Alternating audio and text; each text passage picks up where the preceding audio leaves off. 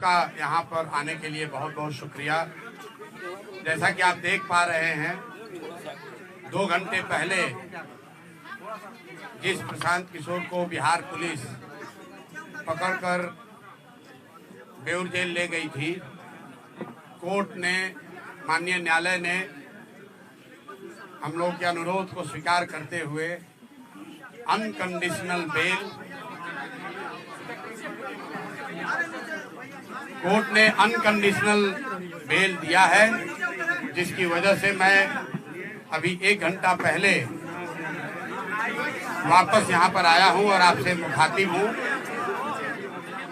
मैं अपनी बातों में हमेशा कहता हूँ कि जन बल के आगे कोई बल नहीं है, जन बल के आगे कोई बल नहीं है, और ये जनता की आवाज है, उनका विश्वास है, और उनके लिए हम लोग का किया गया सत्याग्रह का प्रभाव है कि एक तरह से ये आश्चर्यजनक बात है कि जिस प्रशांत किशोर को पुलिस ने डिटेन किया, पुलिस के अनुसार कोर्ट ने हम लोग को बेल कंडीशनल दिया। उस कंडीशनल बेल को हम लोगों ने, जैसा कि आपको मैंने पहले बताया, मानने से इनकार किया। मैंने जेल जाना स्वीकार किया था। जनता के सामने, आप सबके सामने हम बेउर जेल, पुलिस मुझे बेउर जेल ले गई, लेकिन वहां बेउर जेल में मुझे नहीं रखा क्योंकि उनके पास पेपर ही नहीं था। उनके पास, पुलिस के पास बेउर जेल में मुझे रखने के लिए पेपर ही नहीं था। उस पेपर के इंतजार में वो बैठे रहे, तब तक कोर्ट का जो फाइनल निर्णय आया, क्योंकि मैटर को फिर से री आर्ग्यू किया गया है और हमारे साथ बैठे हुए हैं वो वकील जो उस मैटर को री आर्ग्यू कर रहे थे। कोर्ट ने हम लोग की बातों का संज्ञान लेते हुए अनकंडीशनल बेल दिया है, पुलिस पर टिप्पणी करी है और एक तरीके से हम लोगों की उस बात को वैलिडेट किया है कि गांधी मैदान में बैठकर शांतिपूर्ण सत्याग्रह किसी कानून का उल्लंघन नहीं है।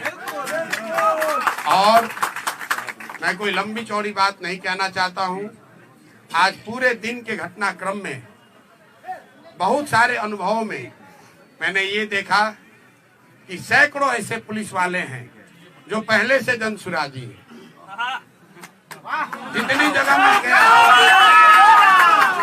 जब मैं एम्स गया, वहां पर भी डॉक्टर कह रहा है, सर हम तो आप 3 साल पहले से जनसुराज से जुड़े हुए हैं। फतुहा समुदाय, जैसा आपको मालूम है, एम्स के डॉक्टरों ने जब मेरा एडमिशन वहां नहीं कराया क्योंकि पुलिस के पास पेपर वर्क कंप्लीट नहीं था, पुलिस एम्स से निकालकर मुझे बाहर ले गई और 5 घंटे तक एम्बुलेंस में घुमाते रहे। कोई समुदाय, कोई हेल्थ केंद्र इनको तैयार नहीं हुआ जो इनके नाम पर फर्जी फिटनेस सर्टिफिकेट जारी करे। अंत में मुझे ये फतवा ले गए और मैं वहां के डॉक्टरों को सलाम करना चाहता हूं कि पुलिस के तमाम दबाव के बावजूद उन्होंने इनके कहने के अनुसार फिटनेस सर्टिफिकेट जारी नहीं किया।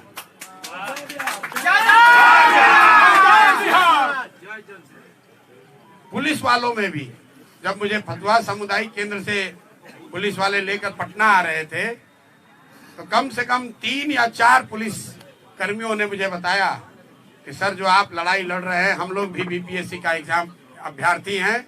एक ने तो बताया सर 2009 में मेरी बहाली भी हुई थी, हम लोगों ने बड़ा संघर्ष किया था, तो जो आप काम कर रहे हैं ये बच्चों के भले के लिए कर रहे हैं। हम अपने नौकरी से बंधे हुए हैं लेकिन आपका पूरी तरीके से समर्थन करते हैं। कोर्ट में जितने लोग मिले हैं, ज्यादातर लोगों ने ये कहा कि हम आपकी बात का समर्थन करते हैं, आपके साथ खड़े हैं और बिल्कुल आपको झुकने डरने की जरूरत नहीं है। तो मैं बिहार के हर उस आदमी का धन्यवाद करना चाहता हूं जिसने इस आज की लड़ाई में जनसुराज की विचारधारा पर, हम लोगों के ईमानदारी, सत्यता और सत्याग्रह पर विश्वास रखा, हम लोग की मदद की। मैं सबका तहे दिल से शुक्रिया अदा कर रहा हूं और साथ में एक अंतिम बात कह के खत्म करूंगा। मेरा अनशन जारी था, जारी है और आगे जारी रहेगा।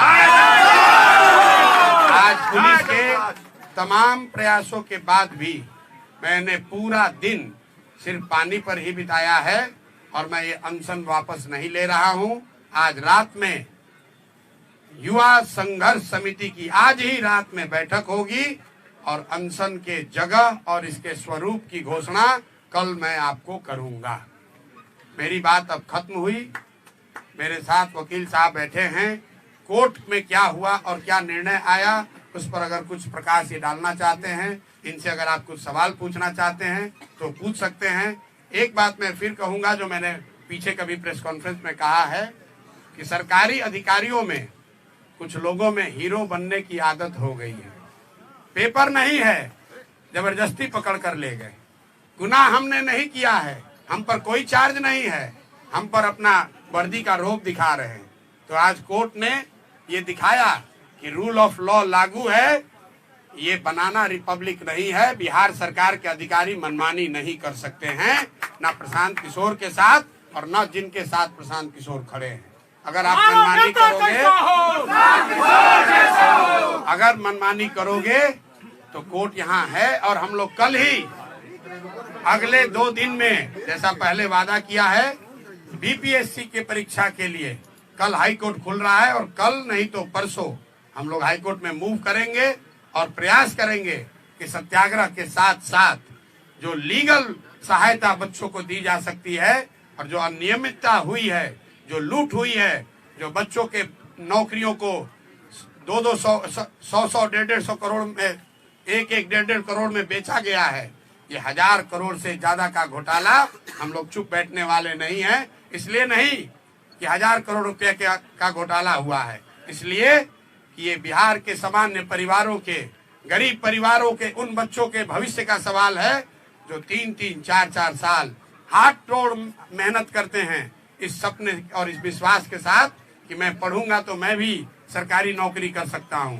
और ये शिक्षा माफिया, भ्रष्ट बीपीएससी, नीतीश भाजपा की घटिया सरकार, ये लोग उन बच्चों के सपनों पर पानी फेरकर 30 लाख, 50 लाख, 1 करोड़ में नौकरियों का सौदा कर रहे हैं। तो इस पर अब हम लोग चुप रहने वाले नहीं हैं।